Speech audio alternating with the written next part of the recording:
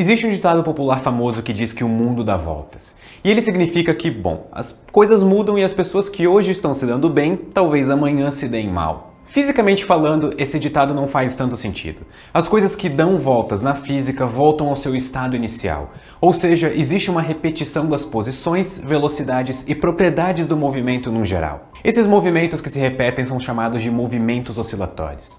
Durante o curso já encontramos um tipo de movimento oscilatório bastante importante, as órbitas dos planetas. E as órbitas ilustram bem o tipo de utilidades que podemos dar a movimentos que se repetem, que é medir o tempo. Usamos a periodicidade, que significa literalmente a repetição num certo tempo das fases da Lua, para medir a passagem do dia. Todos os relógios em algum nível usam alguma força de movimento oscilatório para medir a passagem do tempo.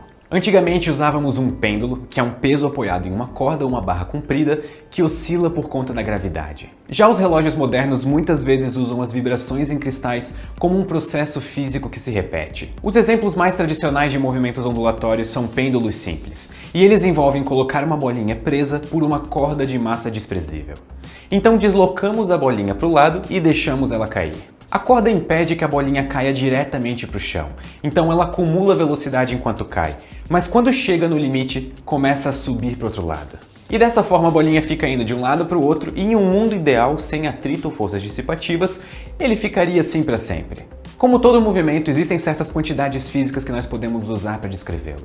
No caso do pêndulo simples, temos o comprimento da corda e a massa da bolinha. Outra forma de movimento oscilatório seria colocar um peso numa mola. Da mesma forma que o pêndulo, o peso ia cair até a tensão na mola superar a força da gravidade, então ele seria puxado para cima e o processo ia se repetir.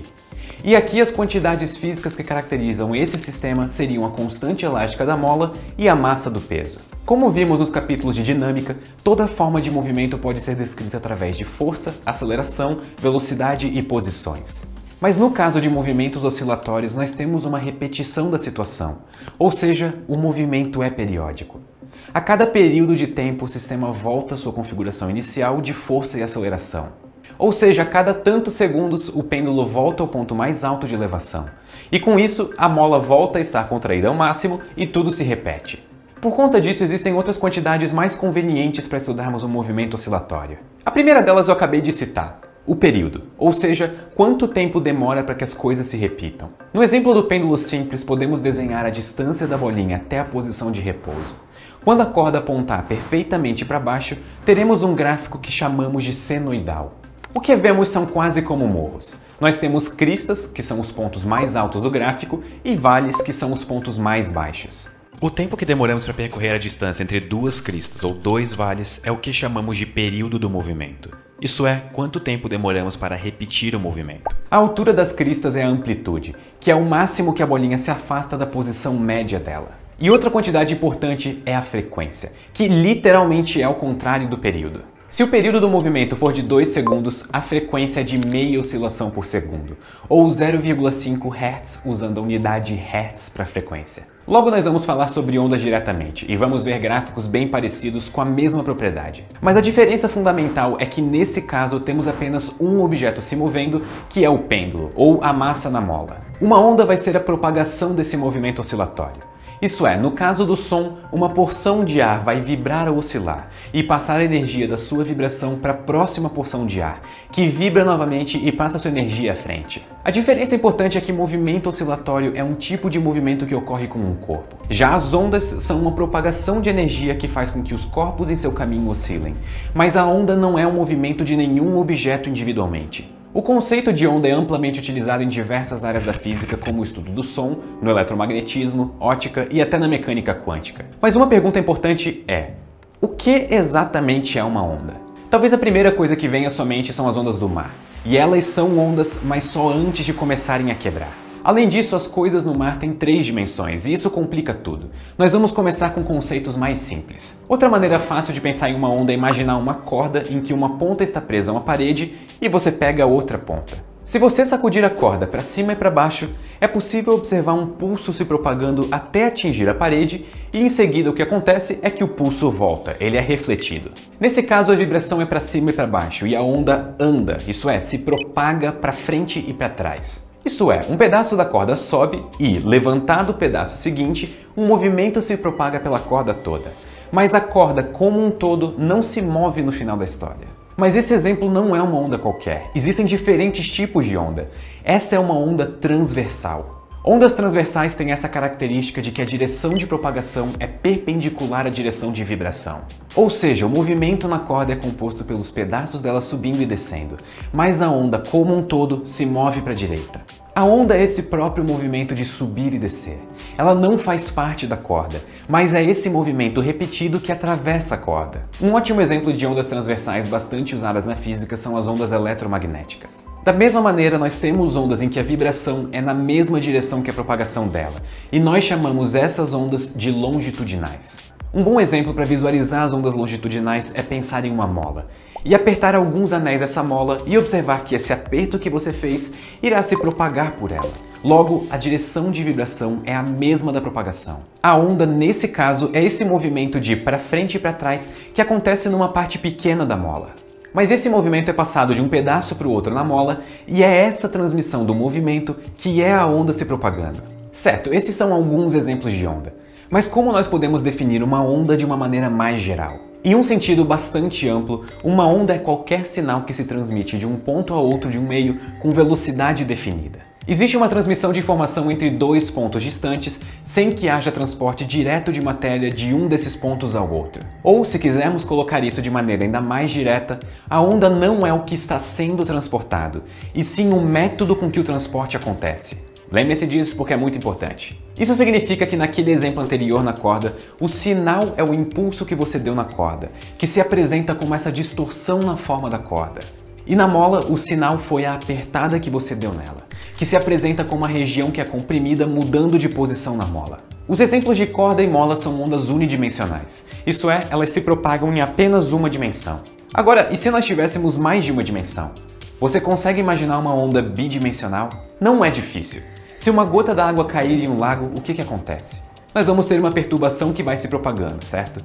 Isso é uma onda bidimensional que se desloca na superfície do lago. Existem também ondas tridimensionais. Dois exemplos delas estão ao nosso redor o tempo todo: ondas sonoras e eletromagnéticas. Essas ondas se comportam de maneira similar, só que ao invés de mover o ar ou a água em uma dimensão para se propagar, ondas de mais dimensões se propagam usando movimentos em mais dimensões. Uma coisa curiosa é que ondas em 3 dimensões seguem uma regra que já descobrimos no capítulo de gravitação, que nós vamos revisitar em eletromagnetismo. A intensidade da onda cai com o quadrado da distância. Isso é, um som 2 vezes mais longe soa 4 vezes mais baixo. E a razão disso, tanto na intensidade da força da gravidade quanto em sons, é que a intensidade está relacionada com a área de uma esfera de raio igual à distância entre objetos, ou do som emitindo e de quem está ouvindo. E como a área de uma esfera aumenta com o quadrado do raio, a intensidade da onda, ou da força da gravidade, diminui com o quadrado desse raio. E novamente, para estudar algo na física, nós precisamos definir propriedades que podemos medir e usar em contas. Uma onda pode ser definida por sua amplitude, frequência e comprimento de onda, sendo que a partir dos dois últimos podemos obter a velocidade de propagação. O movimento de uma onda é, no caso ideal, senoidal, da mesma forma que o movimento oscilatório. A diferença é que ao invés de as grandezas tratarem da posição de um objeto, elas representam o deslocamento que a onda causa quando ela atravessa um meio, como o som atravessando o ar. A amplitude é a altura máxima que a onda chega. No caso da corda, isso é a distância do ponto mais alto da onda na corda em relação à posição inicial, com a corda reta. A amplitude está associada à intensidade da onda. Isso é, no caso da corda, é o quanto a altura do sinal varia, e no caso de uma onda de som, a amplitude estaria associada ao volume. É possível perceber que a onda tem cristas, que são os pontos mais altos, e vales, que são os pontos mais baixos. A distância entre duas cristas ou dois vales é o comprimento da onda, geralmente medido em metros. O tempo que é necessário para a onda percorrer esse comprimento é chamado de período, e o inverso do período é a frequência. A frequência nos diz quantas vezes por segundo uma crista da onda passa por um ponto, e nós medimos isso em Hertz, que é 1 sobre segundo. Se nós pegarmos o comprimento de ondas e multiplicar pela frequência, nós temos um número que é medido em metros por segundos. Interessante! O que mais na física é medido em metros por segundo? E você está certo, é a velocidade. Mas que velocidade é essa? Essa é a velocidade da onda. Vamos pensar em duas ondas se propagando com a mesma velocidade, porém com comprimentos de ondas e frequências diferentes. O caso de alta frequência é o equivalente a você sacudir a corda rapidamente. O impulso da sua mão fica criando novas cristas da onda rapidamente. Então as cristas ficam mais próximas umas das outras, o que caracteriza uma alta frequência. E no caso da frequência mais baixa, é quando você sacode a corda mais lentamente. Os picos ficam mais afastados uns dos outros. Observe que no mesmo intervalo temporal, os picos estão mais próximos para o caso da alta frequência, logo o comprimento de onda é menor. Por outro lado, no caso de baixa frequência, os picos estão mais distantes, então temos o comprimento de onda maior. Logo, existe uma relação direta entre as duas propriedades. E a multiplicação entre o comprimento de onda e a frequência resulta na velocidade de propagação da onda. Alguns exemplos práticos das propriedades de comprimento de onda e frequência são: as ondas eletromagnéticas com comprimento entre 450 e 700 nanômetros que são detectadas por nossos olhos como cores. 450 é a cor azul e 700 é a vermelha. Além disso, humanos conseguem ouvir sons com frequências de 20 até 20 mil Hz. Por outro lado, cachorros conseguem ouvir sons até 40 mil Hz. Outra propriedade importante das ondas é a fase. Quando dizemos que duas ondas estão em fase, nós queremos dizer que elas estão andando juntas. Isso é, cada ponto de uma corresponde à outra. E isso nos diz o quão alinhados os picos de uma onda estão com a outra. Uma analogia para entender o que é fase e o que é diferença de fase é pensar em horas e, mais especificamente, em zonas de horas. Por exemplo, se no Brasil são 16 horas, na China vão ser 3 horas e em Nova York vão ser 15 horas. Se eu perguntasse que horas são para pessoas em cada localidade, elas diriam um horário diferente, porque mesmo que eu perguntasse para todos no mesmo instante e eles respondessem no mesmo instante, os seus relógios estão fora de fase. Uma onda talvez seja o mais próximo que nós temos de uma energia pura, porque onda não é um movimento de um corpo só, ela é um movimento que é transmitido por objetos ou pelo ar. Por exemplo, as oscilações na corda envolvem uma parte da corda se levantar, mas isso faz com que o próximo pedaço da corda comece a se levantar, que faz com que o próximo pedaço comece a se levantar e assim por diante. No fim da história, a corda volta à sua posição inicial, tensionada e parada. Mas no meio tempo, uma onda faz cada pedaço dessa corda se mover.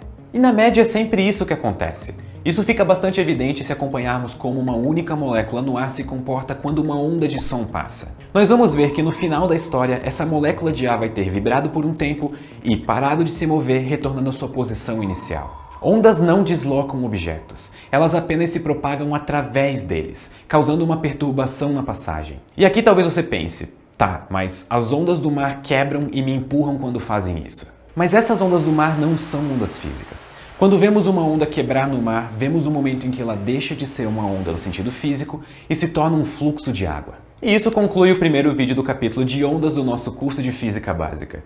Eu espero vocês no próximo vídeo. Até lá!